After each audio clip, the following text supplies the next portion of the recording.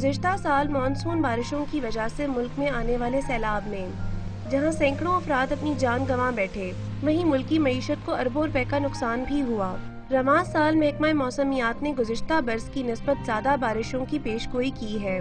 सैलाब से पैदा होने वाली किसी भी हंगामी सूरत हाल से निमटने के लिए रावलपिंडी रेस्क्यू 112 ने तरबियती मशकों का इनेकाद किया। मुख्तलिफ जगह पर हमने पोस्ट अलार्म सिस्टम लगाए हुए हैं, तो जैसे ही हमें कोई डेंजर फील होता है तो हम लोगों को अनाउंसमेंट भी करते हैं और सायरन भी बजा देते हैं। इन मशकों के हवाले से अवाम का कहना था कि तरबियती से ज़्यादा नुमाइशी लग रही थीं।